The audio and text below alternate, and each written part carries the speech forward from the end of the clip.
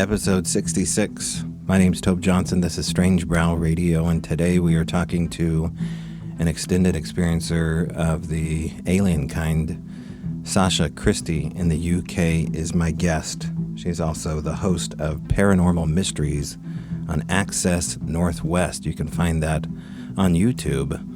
And we're going to talk to Sacha about all of her UFO and ET experiences, which there are many and ongoing. So, that more in a moment. But let's go back to a simpler time when my sponsor, Feral by Aaron, was right at the end of every breath, as it still is. Feral by Aaron, ERYN, at Etsy.com. Check out these alchemy sound tools. Feral by Aaron, ERYN. Museum quality, great stuff. Even at times like this, make some medicine. All right, we'll be right back with Sacha Christie and her experiences. All right, so generally, the term extended experiencers has been tossed around a lot on this podcast, but what about extended abductees, extended kidnapped victims of the alien kind? Well, Dr. John Mack certainly would say that these are true encounters. I believe he was a Harvard professor. And Sacha Christie, being an abductee, someone who's been kidnapped, not only in the dead of night, but in broad daylight, feels the same way. And so does her family, and so do her friends. So we are going to take a look at Sacha's encounters. And this is a part one of a trilogy of interviews I've done over a period of the last weeks and months. And so enjoy part one of a series of conversations that we have along the way with Sacha Christie in the UK. All right, I have with me today Sacha Christie, all the way in the UK, to be precise. It looks like, is it Liverpool, Christie? Sacha? That's Christie? right. Okay. Yep, I'm in Liverpool, the home of the Beatles. Yes. All right, Ringo. Let's talk. Well, tell everybody a little bit about how this began for you, Sacha, and your story, especially if you can remember it from the beginning. I certainly can. Well, when I was little, I lived in a house that was like 300 years old, little cottage, and it was an original village. It's in the Domesday Book, and our house was like a courtroom, I guess. And we had the stocks in the garden, and the street was at the time called Stocks Rise, which is like a little hill where they had the stocks where they used to put people when they were punishing them. Now, I had a few paranormal experiences in the house, as did my mum. This kind of paranormal theme runs alongside the ET stuff. You don't generally, I've never heard of anybody having anything kind of alien going on in their life without having paranormal. So my earliest memories are of seeing my grandparents walk past me together when I was maybe 10. And my grandma died horribly of cancer, and it took her ages to die. So I knew she was dead. My granddad, he went like that. He was gone. He was a stroke, and he was gone. And because I was so distraught at my grandma's funeral, they wouldn't allow me to go to my granddad's. So I convinced my little self that he wasn't actually dead, that because he was in the Navy and then worked for the MOD police, that he'd had to go on some secret mission, and that he's, and they've had to lie to me. So that was what I was convinced of. And one day I was walking to my great-grandma's on my mum's side, and I just looked up and I saw my grandma and granddad walking past us. They didn't look down at us. They kind of looked at us from the corner of their eye, like the corner of their eye just moved and looked at us. And I could not believe what I was seeing. I turned to my sister and I said, "Did you see that?" And she nodded. Her lips were completely pressed tightly together in fear. We looked behind us and there was nobody there. Then another time I looked in the mirror in the very tiny bathroom that we had, and I don't know what I was doing as a spooky child. But I was looking in the mirror and I was staring into my own eyes in the dark. Don't know what possessed me to do that. But anyway, I was watching my face change. It changed lots and lots of times until it just stopped dead really suddenly on an old man's face. Obviously, that was quite terrifying, and I ran away and never went in the bathroom in the dark or with the door shut again. And then another time, I remember playing with children in a pinky silver room. Nobody was talking, but we were all doing puzzles. I always had a little bit of a thing for puzzles. My mum would, if she ever saw one that I didn't have, she'd buy it and I would do them. And I can't do them now, but if she gave me a puzzle, I would figure it out within an hour. And another time, I remember being outside and I was just kind of sat in the dirt, like digging around with a stick, thinking to my little self. And I looked up in the sky and I saw an acorn just hanging in the sky. I thought, oh, that's weird. And then didn't think anything else of it because I was preoccupied with whatever I was preoccupied with. But I've never forgotten it. So I can't really remember much in my teens, even though I did have a lot of paranormal weird. I put that down to being a teenager and having a lot of energy, and we had kind of poltergeist activity going on, and weird things, doors slamming, ornaments moving, that kind of thing. And in 1982, I was playing on a rope swing with some friends, and we saw 3 crop circles in this field, which was literally, if it had been grass, it would have been the farmer's garden because his house was right there. And where we were was the end of the road, and the field started, and literally his house was like 5 yards from us. So we were running around in them, and he came out and told us off, and we asked him what they were, and he said that they were caused by mini tornadoes in the corn. But looking back at how he was standing and looking at them, I don't think he was too convinced of that anyway. But fast forward to 1992, March. It's middle of the week, middle of the day. And I've got a baby. He's about 3 months old, and we're fast asleep. And I woke up because somebody said, "Sacha, wake up now," like that. And I woke up, I opened my eyes, and stood in front of me right next to my bed, it was this 3.5 foot wide, bright blue thing with huge black eyes, and it was wearing a brown cape. I had hold of my baby who was asleep on my chest, and I just kind of scrabbled to the bottom of the bed and jumped off the bed in a panic, and there was nothing there. And I was like, whoa, what the hell? That was a weird dream. And I'm looking around the flat because I'm thinking, well, Tim must be home. And I'm shouting for Tim, thinking he was the one who said, "Wake up now." There was nobody there. So I just kind of stood there thinking, wow, that was a crazy dream. That was so vivid. And I always just thought it was a dream until probably about 2006 when I watched Communion. And as soon as I saw the little blue thing peep out from behind that vase on the kitchen table, I was just in bits because I'd realised, obviously, that was not a dream. In 1997, this is the doozy, I went to Wales with my boyfriend at the time, Steve. Now, I took my son with me, who was about 6, and Steve had gone, his uncle John was there, and Danya, his sister, and his sister had taken her son. So there were 2 children and 4 adults. Friday night, completely uneventful. We're in a little village called Glenkinniog, and we're staying at a holiday cottage called Cefn Bath. I think that's how you spell it, how you pronounce it, sorry. And on the Saturday night, Steve was out, I don't know, he was downstairs, I was upstairs, I was getting ready to go in the bath, and he started shouting my name, and he sounded really urgent, and the children were down at the bottom of the stairs, and they were like kind of making loud noises. I wasn't sure if something was wrong. So I ran down the stairs thinking there was something going on with the kids. And he's kind of outside with his head in the kitchen door going, come here, come here, come here. So I went out with him and he's going, look at the lights over there. And I'm looking and I can't see anything. We're on the top of a mountain.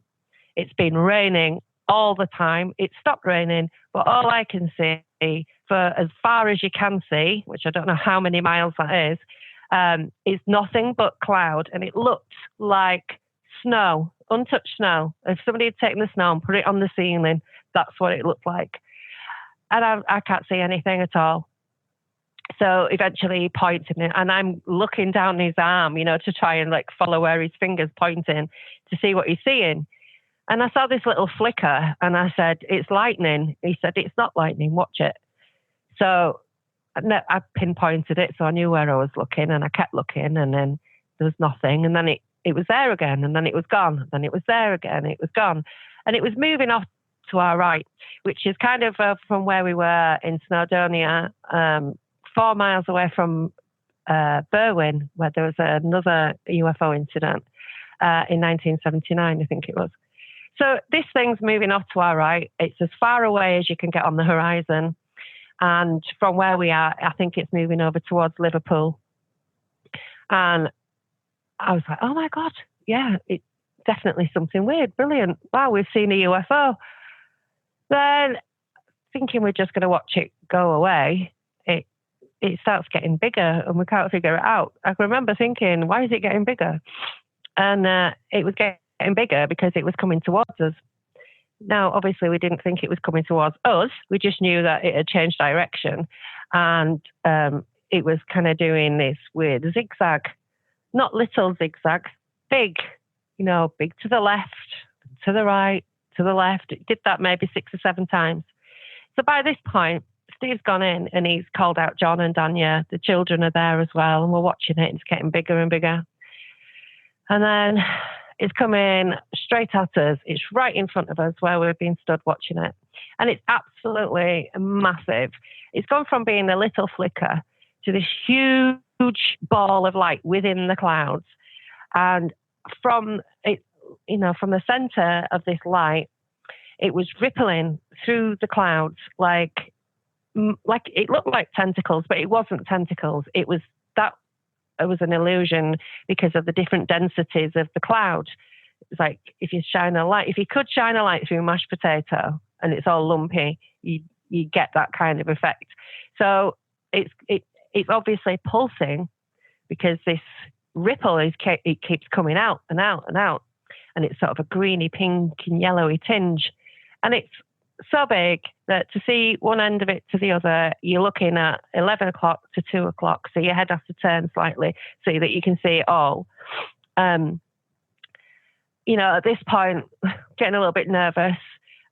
We're all milling around the garden, which, it's a long garden. In front of us, there's a field of sheep and, it's that kind of country. There's nothing in front of us other than trees. And the village is down a lane, quite away from where we were, a good sort of 5-minute walk away. And so we're on our own up there. It's as remote as you can get. And it sort of goes behind the house. And then as it is zigzagging, as its last kind of zag, if you like, it comes to be in the field, over the field, where the sheep are in. So we move up the garden because it's no longer in front of us. It's moved around to the side. So at this point, the kids are getting a little bit nervous and we're going, oh, it's okay, don't worry. It's just lights from a farmer's tractor shining on the bottom of the clouds. We would just say anything to kind of keep it normal, even though we didn't realize the enormity of the situation. It was kind of like we were that stunned, or we'd been muted in some way. Our behaviour had been altered to not react in a way that you would imagine if you'd said to somebody, okay, so if this enormous UFO comes to you and it's at least a mile wide, what are you going to do? Oh, I'm going to get in the car. I'm going to run. Oh, I'm going to wait. I'm going to talk to the aliens. Oh, I'm going to call people. I'm going to do this. I'm going to do that. We didn't do anything. We just stared at it gobsmacked. But we were laughing and joking as well. So it wasn't hitting us what was happening. So it's over the field, And we're all kind of stood in a bit of a line, away, a little way away from the house, and we're watching it as it drifts very, very slowly to be from over the field to right over us and the house. So at this point, what we can see now is a part of a machine which was like a huge central circle of light, and it had, say, 7, maybe, I'm not exactly sure how many, obviously. It was like, the strip lights that you have in offices or shops. It would look like there were 7 of those coming out from the center towards the edges. And there was a little fine other light at the end of those fluorescent strips, which was moving one way, but the fluorescent strips were rotating quite slowly, clockwise, while the other one was going anti-clockwise. So we're all stood underneath this. Everything is covered in this blue light. It's white. The center of this craft is white, but everything it touches is blue. And Steve's kind of stood behind me a little, but to my right and a little back and behind me. Directly behind me, there's like a chicken wire fence about 15, 20 feet away, if that. And he stood at the side of the house, and he's on this plinth, but I think what it was maybe the entrance to the septic tank. I'm not sure. We're actually going back in a couple of weeks, so I will find out what that is. But I am stood looking up, and I look at Danya, who stood on the little wall next to me, and her face is just blue. And then I see this bright orange light that hits the side of the wall in a strobe. So it hits Steve full in the face, does this strobe light. I turn around to see what that was, and right behind me, directly behind me on the floor, was a sphere which was probably about the height of a man. It was glowing, this very dull grey light, on and off every other second. It was slow, it was pulsing, and all this mist or steam or something was coming off it and, sort of spilling out around along the floor and going up in the air and around it. And I went, oh, look, there's another one. And everyone looked at it and went, oh, yeah, and just carried on looking up at this other one. But this is when the children started to get freaked out. My son is tugging on my jumper, and I looked at him and he was absolutely terrified. His face, when your kids are terrified. His eyes were massive. He's like, Mummy, a hand just come through the hedge and touched my foot. It wasn't my imagination. I saw it with my eyes. So instead of looking like I would have done if he'd have said, there's a monster under the bed, I just turned to Steve and I said, oh, the kids are getting scared. And he said, well, come on, let's take them back inside. So, okay, without even a second thought or the realization of what he just said to me impacting my brain, like I was completely unaware of what was going on. I can't even believe that. This is one of the things I get stuck on emotionally, psychologically, is my son told me that a hand had come through the hedge and touched his foot. And I didn't even look. I didn't even think to look. I didn't think anything. I just said, the kids are getting scared. Let's take them in. He said, let's take them back inside.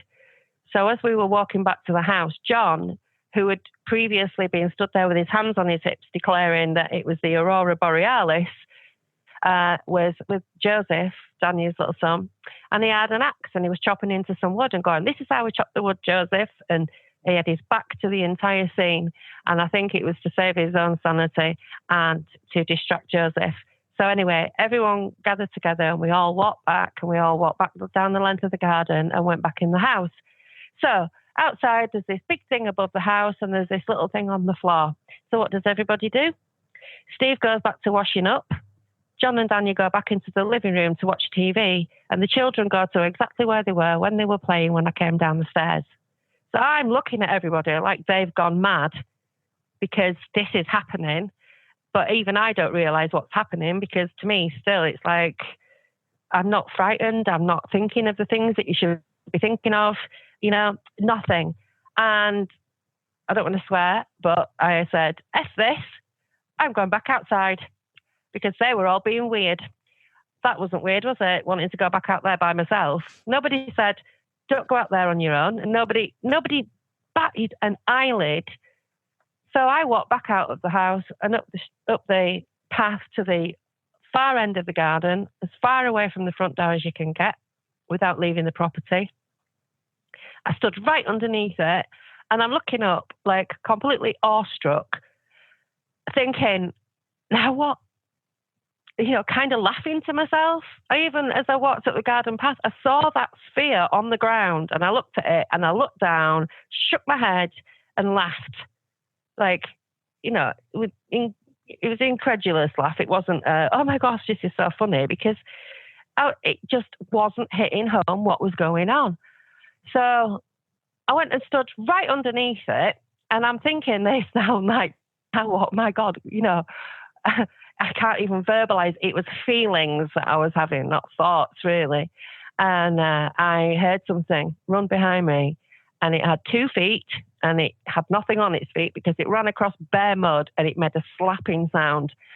And I never forget that. It was short little fast steps, and it bumped into my back. That fast and hard as it was going past, it actually dragged my clothes with it, whatever it was. But I was standing, like I said, I've gone to the furthest part of the property away from the door. I'm standing right next to a wall. So if it kept on running, I should have heard it hit the wall, because there was only inches. I was only inches away from it. But then the next thing I know, I'm running. And I didn't even have the thought to run. It was like a surprise to find myself already running. There was no thought in my head. I was just out of there. I was running. All I could do was my breathing, kind of thing. And I couldn't actually see. I'd gone blind.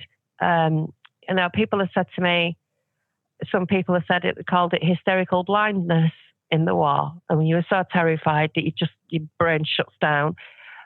Other people have said, oh, well, when they bumped into you, that's when you went up into the ship, and then you hit the ground running, and they've got a mental block in you, and that's why you can't see. Well, I can't say that happened, because I have literally no recollection of any abduction, seeing even an alien, or even being in a craft or anything. So obviously I've kind of run to the house, and there's a few little steps, and I've just jumped from the steps. I'm trying to jump from where I am to the front, to the back door, to the kitchen door. And then I remember I hit the patio, and then I was in the house, and then I saw the children, and I just stopped dead. Steve's at the sink washing up, and I'm just stood there trembling like mad. I didn't know what to do. And I just kind of said to him through, gritted teeth, like quietly, so that the kids didn't hear me. I said, something's just run up behind me and grabbed me. And he looked at the clock on the cooker, and he said, well, you haven't been out there long, so you haven't had any missing time. Like, that is the most normal thing to say in that situation. That point, even though my mind had already gone from the panic of running for my life, when he said that was it. When everything just hit me. It was, I don't care. Lock the doors, put furniture up against the doors, close the curtains, all of that, batten down the hatches kind of thing.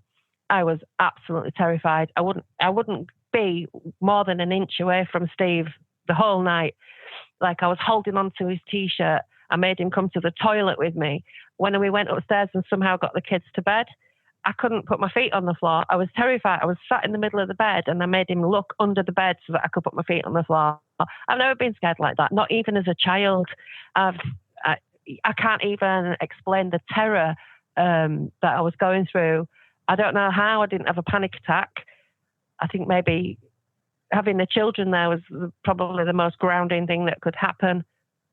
So, we were holed up in the house, and Steve looks out of the bedroom window, and he just closes the curtains and doesn't say anything. So I know it's still out there.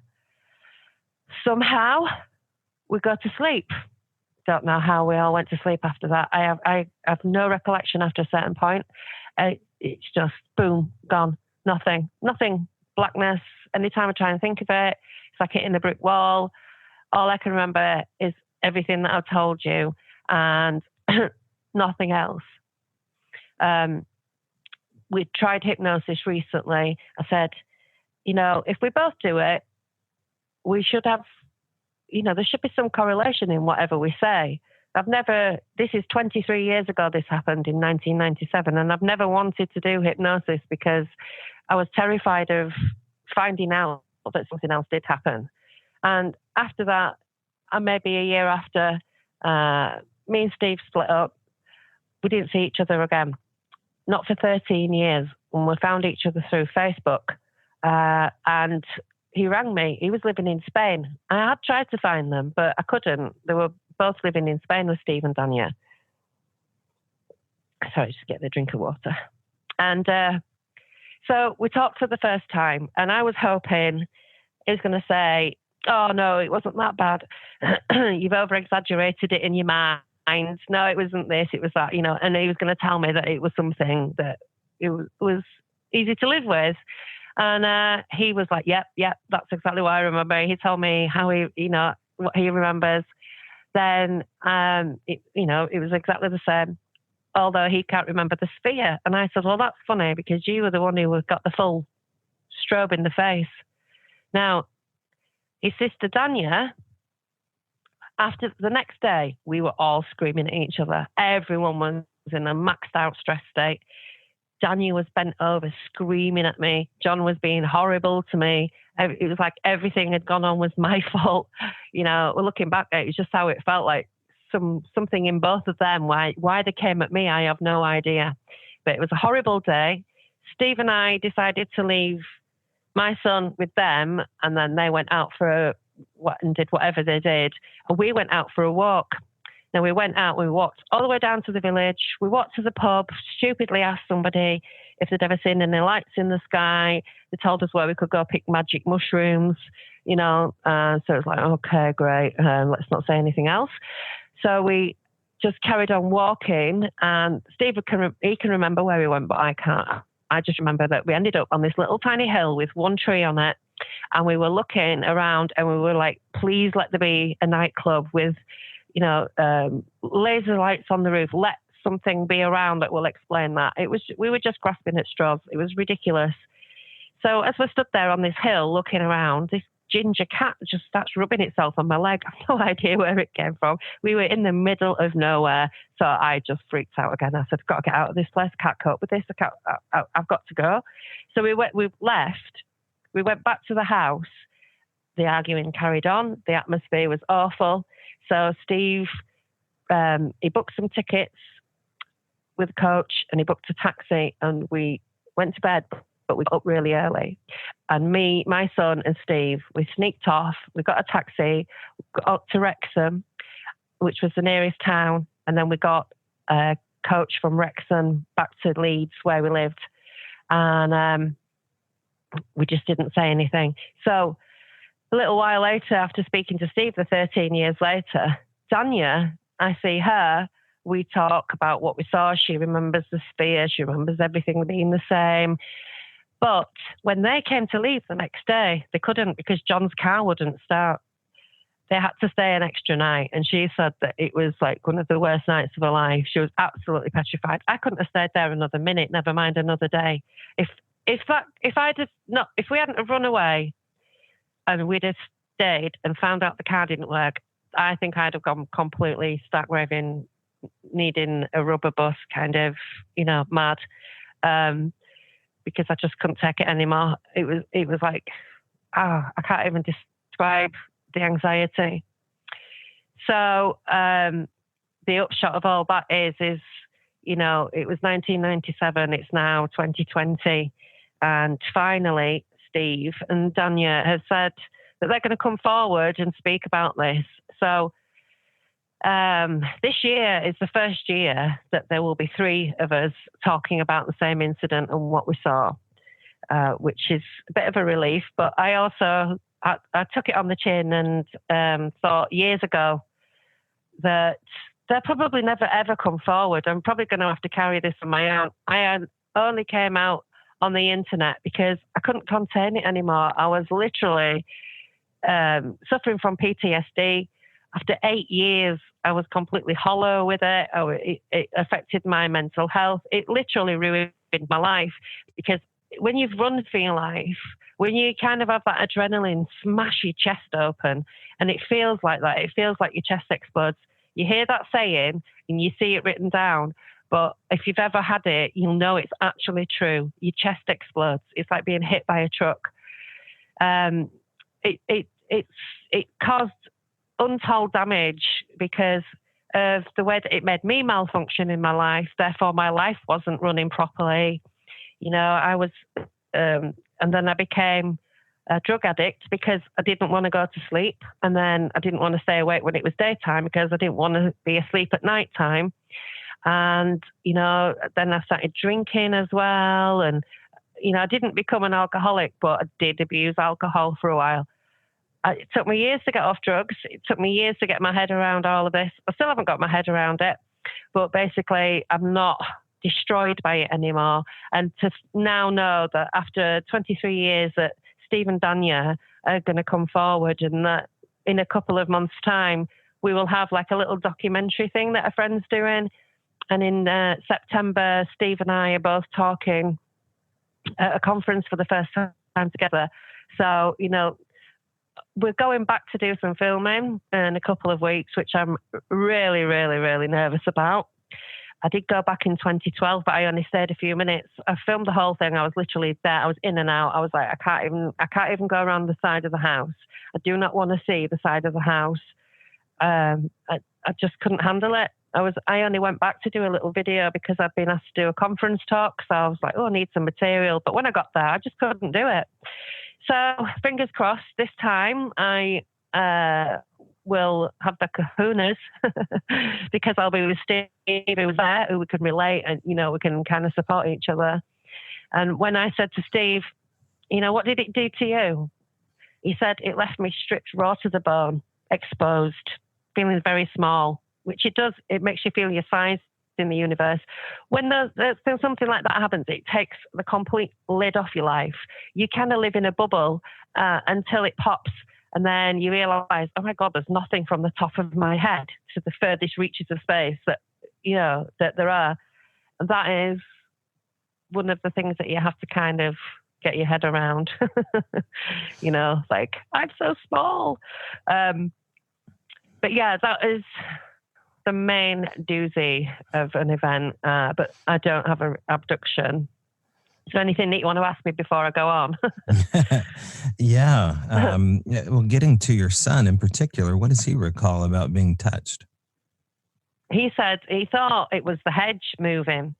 Then he realized it was a hand. Now, when he was little and he got poorly, he had a fever and, you know, like an ear infection or something. And he was kind of reliving something that had happened to him. And he was looking for his mum. I want my mum, I want my mum, I want my mum. And I was like, I'm here. He's like, you're not my mum. And then when I tried to, you know, like I put my hands on his arms and he was like, get your fingers off me, the sticks.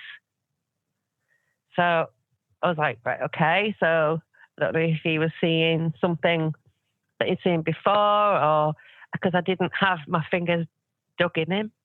So I don't know why he would say that. I just had my, you know, like the palms of my hands at either side of his shoulders to say, it's me, I'm your mum, you know, it's okay. He had awful, awful nightmares, and he would come downstairs in a total panic, and he would say that he had this weird whooshing noise in his ears, and that he felt like he was falling backwards through the bed, and he was going, I can't stand it, I'm going to kill myself, I'm going to kill myself. When you stood there and you're seeing your 8-year-old child saying that they're going to kill themselves, it's just too much, you know. So I said to him recently, doing this documentary, I don't know if you want to say what you remember. He was like, I don't really know, because it really effed my head up, that, you know. I said, I know it did, babe. I said, don't do anything you don't want to do. It's fine if you don't want to say anything. And he's like, I'll think about it. But what he remembers is seeing a hand made of sticks and the lights in the sky. That's pretty much his memory of it. He doesn't really remember anything else, but he does remember the hand made of sticks and the lights above, you know. So, and he's 28 now. Right, and you described some elements to hearing and I guess sort of seeing what ran up behind you and disappearing into the wall. Is that how you described it? No, I don't know. I'm not saying it disappeared into the wall. I didn't see anything. What I'm saying is it ran at me fast and it bumped into my back. I don't know where it could have gone because basically I should have heard it go into a wall right Right, next to me. right. That I didn't hear that. There was nothing. So all I know is I felt that, and then I was running and I couldn't see. So Mhm. I have no idea what it was. It wasn't a sheep because sheep run away from people. They don't run into people. You know, it wasn't a dancing cat with tutu, you know, doing anything. I don't know. I can't say what it was because Right. I didn't see it.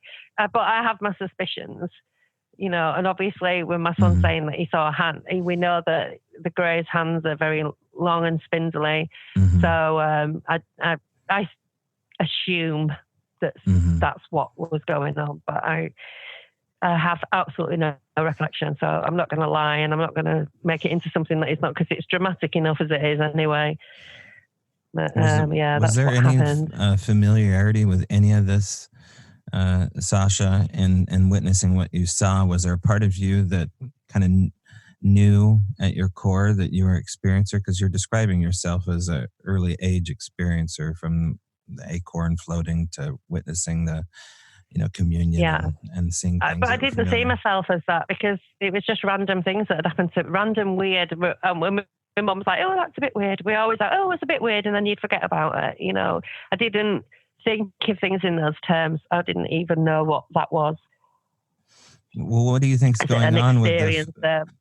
what do you think's going on Sorry, go on. with their ability to kind of paralyze your normal reaction? I mean, you described so many scenarios where your normal reactions were stilted and these other reactions were kind Yeah. of inserted to you. Have you moved any closer onto what that is? Well, I, having met a grey in 2012, and its very presence or its mind or something about it caused a vibration in my mind, which pretty much paralyzed me. I could move, but not. I couldn't get my act together. I couldn't get my coordination together, and you know, trying to sit up or trying to grab something to pull myself up, trying to get my legs to grip the bed so I can sit up, you know, that kind of thing. Nothing was happening. My coordination was completely debilitated by this thing. So I suspect that something along those lines was happening, like our fear factor was turned off. Or maybe it was just that surprising and stunning. Nobody was reacting because it was overwhelming in an awesome kind of way. But now there's something that Steve said happened that he went upstairs to the toilet, and he said, which is weird because this is February and it's cold, there was a fly in the bathroom and it was on the bath. So he said he's on the loo and there's a fly in the bath and flies take off backwards. So you go anywhere near the front of a fly, it's just gone. He pushed it with his finger, he pushed it back and it walked back towards him. And he pushed it back and it walked back towards him. And he did it again. He said he did this 3 times. Now, like I say, flies take off backwards. Why didn't it just fly off? And also, the sheep in the field were all lying down. So sheep are very skittish and they make a racket when something's going on. Same as cows. There weren't any cows around, but, animals, like farm animals, easily freaked out and they let you know they're freaked out. They were completely silent and they were lying down. So in retrospect, we can assume or wonder if there was something about the craft that it was emitting, that was it maybe even the sphere on the ground that was causing it. I have no idea. Nothing was behaving and no life was behaving as it should have done. So the sheep weren't running around, which is why I know that it wouldn't have been a sheep that had got somehow into the garden and then decided to run at me and headbutt me, in the back. So I guess something subdued us in a way. Mm-hmm. I don't know how.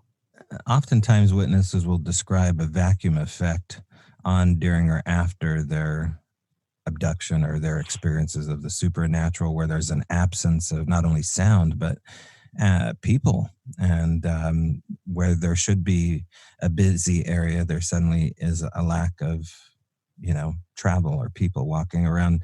Hmm. Did you experience that as well during that particular encounter? Well, we were so far away from anyone anyway, on the top of this mountain, away from the village. And I don't recall any kind of like noticing at the time any kind of static or any kind of muting of the noise around us, because it was kind of still anyway. There wasn't any wind. It wasn't raining. There was nothing. I didn't notice any sort of that vacuum effect or the Oz factor, I think is one of our British what do you call Jenny it? The Oz factor? That's Jenny Randall's one of our old, like old school British researchers who's still on the scene now. Not so much, but that was a term that she came up with. Yeah. Oh, I tend to agree, but I don't recall noticing anything being weird about sounds or whatever. Like, I know some people say it's like when you go out and it's snowed and everything's kind of dull. Mm-hmm. That's kind of how but I don't remember noticing that, to be fair. And so your experiences doing regressions, looking, into those moments where time may be missing, did you come away with anything, and are you still trying to pursue that angle? No, I didn't. I tried it. Somebody tried years ago to hypnotize me, but I really didn't want to be hypnotized. And this second time I thought, no, I'm with Steve. We're together. He was in one room, I was in another, but we were in like a busy hotel, and somebody came in the room, I had the door. I just couldn't relax. I didn't know the people. I didn't feel safe. I think if I was somebody that I trusted who was a hypnotist, maybe I might be able to relax, but I just couldn't. I just started talking. She would just say, talk and see what comes out. And basically everything that I've just said to you now in the same way, it was just recall that I already have. There was nothing, but like I say, I wasn't relaxed. I didn't feel safe. And to go back to that, I would have to feel absolutely safe, because I ran for my life. It was probably the most terrifying moment that I hope I'll ever have. So I just couldn't relax. So no, it didn't happen. But it would be an interesting experiment. Right, yeah, moving forward. Yeah. Now, after 2007, things progressed. You start to get answers after 2007 with some... No, I got more and more questions because something else happened. Now, I didn't talk to anyone until 2005, which was like 8 years after the fact. I went on a forum called UFO Magazine and the Weird Wide Web. I went on that forum and I'd broken my knee. I'd ruptured my knee so badly. I have had to have several operations on it. And I couldn't work. I was a chef. You need your legs to work when you're a chef. So I was at home all the time. I was absolutely out of my mind with boredom. So I bought a computer and I thought, I don't even know what to do. What do I do now? So I thought, UFOs, let's have a look, because of what got on, and it was really eating me up. And I saw this forum and I looked at all the posts and everyone seemed very nice. I had no idea what the internet was like at all. Green as a cabbage. So I put a little miniature version of what had happened, and I got some really nice responses from people. So I started talking to them. I started talking a lot. Then I couldn't shut up. And I ended up running this forum because I was just like, blah, blah, blah, blah, blah, blah, all the time, like emptying myself full, asking questions and reading all this stuff and thinking that I knew what was going on and thinking I knew it was all benevolent. And people were saying, oh, you'll have a chip in your nose, you'll have one in your toes, you'll have one in the back of your head, in your spine, and blah, blah. And I believed all this stuff. So I filled up with all of this rubbish that I didn't know was true, but people were telling me it was. So I thought, oh, the internet must know. So I believed all this crap. And then, well, it's not all crap, but it's not necessarily happened to me. Do you know what I mean? You can't say, oh, well, you were abducted and this did happen to you and that happened and now you have all this stuff inside you. And, I don't know that. So I've gone back to basics, basically, after filling myself up on nonsense. Sorry, I've forgotten what I was going to say then. So, all right. In 2005, I went to a conference and it was a Great British UFO show. And it was the first one after the UFO magazine conferences had shut down because the editor of the largest UFO magazine we had, Graham Birtle, he died. So that folded, end of. And the other editor, Russ Callahan, he was having another go. So he created the Great British UFO Show and another magazine called UFO Data. So I went to the UFO show and I'm listening to this guy up there, Jason Andrews, talk about his abductions, talking about how he used to disappear as a baby and all these other things. And I was like, oh my God, my mum told me that. I used to disappear as a baby. They used to ransack the house looking for me. And they'd find me in a cupboard under blankets with the door shut. And this is at 18 months old. So I don't know what I was doing. It might have been completely mundane. It might have been me being a little monkey. But I'm listening to this guy saying this and I'm putting two and two together. I might be making 4. I might be making 5. I have no idea. So, but I'm realizing that actually his life has mirrored mine in quite a few ways. Except I don't know about the aliens. And, I've heard about these little blue things now. I'd seen one myself in 1992, like I said. So I made friends with this guy and his wife and his mum. They were all there. Lovely, lovely people. Still friends with them now. I met some other people. I thought, oh, this is great. These people are brilliant. I love this. I feel welcomed. I don't feel insane anymore. I can talk about it. I was so relieved. The following year, this Jason is speaking at another conference, and this is now 2006. So I got to this conference listening to him talk, and I've gone with another friend that I've met on the forum. But anyway, we went together, and one of the things that Jason says is that he's a reptilian abductee, and he allowed the reptilians in their energy form to travel inside him to experience everything that he was experiencing. I was like, don't know if I believe that. You know what I mean? Not sure if I can go that far. But anyway, he said that. It's in his book. I read his book. I read the print off the book. And I'm sat about 10 feet away from him at the front of there's like, it's just a room full of chairs. It's not an auditorium or anything. So I'm on the front row, about 10, 12 feet away from him. And he's at his microphone and he's talking about what's going on. And I'm like looking at him. And like I say, at this point, I'm still cabbage looking, very green. And everything's mystical, everything's spiritual, everything's fabulous. So I'm looking at him and I'm seeing this blue around him. And I thought, oh my God, I'm seeing an aura, And I think back to, oh my God, Sash. Anyway, so I'm watching this pulsing blue around him. And I'm thinking, wow, I finally, because I've been trying to do this, you see, I've been reading all these books and trying to get with the program. And after a little while, I thought, hey, it's not around him anymore. It's stood behind him. So there's this blue shadow man thing, like spiky around the edges, and dark blue, but see-through. And then I'm looking, and then I think, what is that? There's something in front of it. So there's another one, and it's come out of the blue one, and it's like silver. Well, no, it's not. It was all see-through, but it had like little glitter sparkles in it. So that's all I can describe it. Like sparkly, not the big blue thing, but the little grey thing was sort of sparkly, and it was completely see-through. Not really any features. Sort of a little bit darker where there might have been eyes in the big tall blue thing.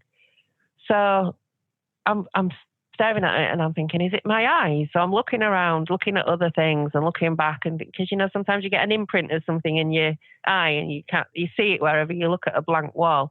So I was kind of seeing if that was going on, and it wasn't. They were there. Then as I'm staring at them, this thing starts to come out of the side of the big blue thing, like just an appendage, like an arm or something. And then it just drooped at the end. And this thing that kind of drooped down, it just dropped off and it fell straight down. I saw it fall straight down. So it should have been on the floor where Jason was standing 10 to 12 feet away from me. It dropped straight down and landed at my feet. I saw it fall straight down, but it landed at my feet. I was like, what? It was tear-shaped, all spiky around the edges, but it was like a tear, and the point was pointing at me. So I'm looking at that, doing the whole looking around again, like, is it my eyes? So I've gone, after he's finished talking, I've gone back to the table where we're selling magazines to tell Michael, who I'm with, I've just seen the maddest thing ever. And on the table is a piece of paper with a drawing of exactly what I've seen. I said, who saw that? He said, Vitali. Vitali was the other person that I'd gone with. I was like, I saw it. I saw that. In my head, I'm sat there when it was going on thinking, draw this. I didn't. I wish to God I had, because I could have gone, da-da, like I just don't listen to myself when I really need to. So, that was that. That was weird. A year later, I go to their house and I'm staying at the house and there's loads of people there. There's a conference on in Norfolk. Paola Harris has come, she's talking.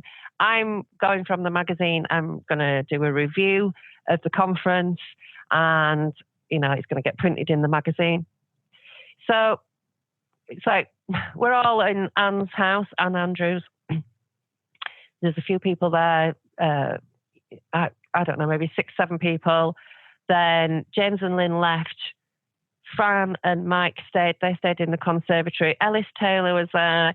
He slept on the sofa. There was another spare room upstairs with a couple of people in. I can't remember who. And I was in Jason's old bedroom. Jason, obviously living with his wife now. And there was a bit of a, like a joke about, who's going to sleep in Jason's old room? Because people have said they've gone in there and they can't breathe. The energy's bad, blah, blah, blah. And I'm like, I will, because I'm the idiot who thinks it's all benevolent. It's all very lovely. It's Space Brothers and all that lot. So I go and I get, go to bed. Then I wake up because I can hear and feel a sheet being pulled down off me. Like the sheet is folded over and it's being slid down my legs. So I start to wake up. I had a quilt on, so that sheet, I've no idea where that came from, but that happened. I felt that it was what woke me up. And as soon as I started to wake up, this sheet of rubber or something came over the top half of my body, over my mouth, over my face. It took all the air out of my lungs. Now I'm kicking and carrying on. My legs are the only thing that's free and the only thing that I can move.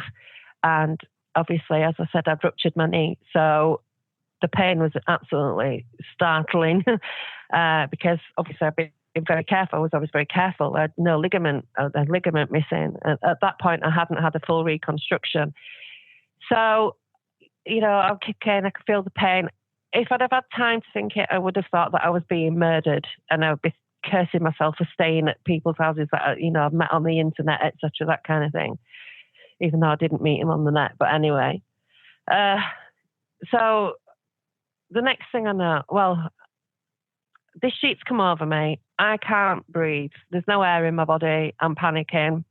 Then I feel my skin go cold, but then I feel it go deeper into my skin. I actually felt everything in me freeze. I felt my heart freeze. I can't tell you how that is. It's this, I can still remember it. So then the next thing I know, something flashed at the rubbery, whatever it is, at my mouth, and I'm taking a big of breath. So then I'm sat in there. Now hold it right here, Sacha. This is so reminiscent of the Fire in the Sky scene when Travis Walton is taken. No, that didn't actually happen. No, that didn't happen to Travis. Right, but it happened in film. Right, which is so interesting. The fact that you're describing something that he said didn't happen. Yeah, that was in the film. That was like what they call artistic license, and Right. making it a little more dramatic. Right. Yeah, I'd never heard this description before, and I certainly never saw anything like that before the movie. So go on. I want to hear the rest. So the next thing I know is I'm in like a dentist chair. My left arm is out, and it's on a thin, tall steel table which has a blue cloth on it. So it's just like, a normal earthly surgery kind of situation we've got going on here. So my arm is outstretched, my palm is up, and I'm looking. My arm seems to be about 20 feet long. My hand is 20 feet away from me. Everything's so distorted. Obviously, when I look back at that, I think drugs were involved. I was drugged at that point. It was distorting my reality. The reality was already distorted, but you know what I mean? Like my vision was affected by whatever it was. So I'm in this dentist chair. I've got my arm out and my right arm is up. And I'm trying to move. I'm trying to get up. I'm trying to get out of this chair. And in my mind, I don't really know what's going on. And I'm thinking, and I'm trying to speak and I can't speak. I'm trying to say, help me. I'm trying to shout, help me, but I can't even get a whisper of it out. I can hardly even move my lips. It's like a very weak whisper coming out. But I was trying to get up at the same time. My brain goes, just stop trying to get up and just shout. Just concentrate on shouting because you're in a house full of people. Someone will hear you and they will come. This is my brain trying to rationalize what's going on. So I kind of stopped moving and then I said, help me, help me. It got louder and louder. In the end, I shouted, help me at the top of my voice. I don't really remember much after that, but as I was sat there, I'll tell you what I can see. So I've got my arm on this steel table with the blue cloth, and I can feel needles in the ends of my fingers, like a typewriter, like an old-fashioned typewriter. So if you imagine somebody's got my hand in one of them and it's all made of needles and they're tapping on the keys really quickly. So there's needles bouncing up and down on my fingertips. And I look and I see this black hairy ball of hair, longish black hair. And I think it's a dog at first, a little dog. It doesn't really look like a dog because it's literally like a ball. And it's got black eyes. It's got a black mouth. Everything about it is black, but I can see that it's got eyes and a mouth. Weirdly, in the UK, we had some insurance, it's called, and there's a little creature in the back of the car, and it's called nagging doubt. And it's making you feel guilty about not having any insurance or not having the right insurance and all the rest of it. So you can always see this thing in the mirror, in the rearview mirror. And it's there, reminding this person. And it's actually so close. It's a little bit cartoony, but so close to what I actually saw. It freaked me out. It makes me wonder, they know that these things are about. It makes me wonder if adverts are actually tailored for aliens sometimes, and I see things that I've seen and I think, how do they know that exists? How do they know that? It's so close. But anyway, tangent. This thing's chewing on my fingers and so obviously I'm thinking this needly thing is its teeth, but I don't think that's what was going on. I don't know if that thing was even real or if it was real, if it was part of the machinery or whatever, I don't know. So this is going on directly kind of at my arm to my left, but further forward to, like around about where my knees are. There's a machine and it's on this tubular stand and it looks like it comes in two halves. The top half fits in the bottom half. It's a big square white machine and it's got a glass panel on it and it's got a line through it. And then in the thing behind the glass, you can see that a graph is being plotted, being marked out. So I'm hooked up to this machine. It's plotting something. In retrospect, I hate saying this. In retrospect, I think it was testing nerve function. I think that's what the needles were, the tiny needles drumming on my fingertips on my left hand.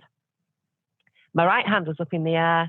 I couldn't really turn my head to the right, so I couldn't really see. I could just I just knew it was there and up in the air, basically. So I shout out, and then boom, nothing. Don't remember anything until I'm stood up, and I'm stood. There's 3 light panels to the side. They're tall. They go from floor to ceiling, maybe about 10 feet high. There's a metal pole, literally like a pole dancing pole, just there. There's somebody stood to my left. In front of me, there's a little girl and a great big, I don't know what it was. It was I saw the back of something. I saw a back, but it was at least 7 or 8 foot tall. I could see the knobbles of its spine, and that it was very broad at the shoulders. It was blue, and this little girl was stood like in between me and it, and her head was where its backside would have been. So I didn't see its backside or legs or anything. A human girl, Sacha? Yeah, she looked human at first. So there she is. She's got this little white dress on with little like flowers, tiny, tiny flowers, and a ribbon around, kind of just underneath the chest. And I can't remember if she's got her arms folded or if she's holding a doll or a teddy or something. I was just looking at her face. I was like, Jesus, as a child, as a mum, I took steps towards her to grab hold of her, to pull her away from this thing that was behind her, because it just out of instinct as a loving human being, I went to grab her away from danger. And as I got right up to her, and I'm looking in her eyes are bright gold as gold can be. The pupil was totally round, and I saw it, dilate and constrict, almost with the pleasure of seeing me freak out when she grinned, and her entire skin just rumpled at the side of her face where her ears would be. And this crocodilian grin. Well, no, it wasn't crocodilian. It was more like a T-Rex. You see the shape, that kind of, it comes forward and then round. And all the teeth were exactly the same length. They were exactly the same width.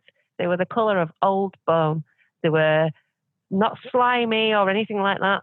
Dry, old bone. And that's what I was looking at, this thing with bright gold eyes and these teeth, just all very pointed, about 1 inch long and about half centimetre wide, just uniformed all the way around. And so I took 2 steps back, and I remember looking at somebody to my left. It's all a blur. Whoever's there is a blur. I can just see skin colour and a bit of dark. Now, Ellis Taylor was downstairs. So he's sleeping on the sofa. So I wake up and I'm like, what the hell? Was that a dream? No, it wasn't a dream. Oh my God, it was really real. And I'm sat there and I'm not knowing what to do. I heard someone go to the toilet, and as I heard the toilet flush and the door open, I shot out of that bedroom. It was Ellis. I was like, Ellis, something happened. Whatever. I don't even know what I said. I must have frightened him to death, because I came out of that bedroom like 1,000 miles an hour, looking like Mrs. Crabtree from South Park. So we go downstairs and we sat down, get a cup of coffee. I'm talking, telling him what I can remember. I said, and there was a, black dog chewing on my fingers. This happened, that happened. This lizard, this child, and he said, well, I was laid here. He says, and that wine bottle, he said, it was there when everybody went to bed. He says, now I heard it moving across the table, and it moved to the other end of the table. But obviously we have the paranormal stuff all around us because we're all experiencers. So, that kind of stuff we probably should, but don't really freak out at it anymore. But anyway, he said he woke up. He was stood at the back door. He was looking up in the sky, and he looked down and he had these black dogs chewing on his fingers and licking his fingers. Now, they were taller than the one that I saw. But I've forgotten was it the next day? This is a difficult bit. I can't remember if it happened the day before or the next day, when everyone's outside and I'm looking at the floor. We were all, I don't smoke smoke anymore, but I was a smoker back then, and everyone else was outside. We were all having a cig. And I'm just looking down, and this bird lands on the floor in front of me like it's, like when they've hit a window. Right. So I was like, what the hell? And they all went, whoa, whoa, whoa, like that. I was like, what? They said that bird hit nothing. It was just flying, and it hit nothing, and it fell on the floor in front of you. Like something was invisible, but there was a wall that it hit above our heads. All right, that was part 1 of my interview with Sacha Christie, and it's about ready to get really interesting. And there's a part 3, and we will air most of part 3 as one of our regular episodes. So part 1, part 2, and part 3 with her friend Paula, who happens to be an extended experiencer. But that's down the road. We'll explain that later to you as well. Also, if you have an experience or a story, I've got some good emails lately from Sasquatch witnesses, including with some really interesting photos. Get a hold of me at strangebrowradio@gmail.com, and I'd love to talk to you, anonymous or otherwise.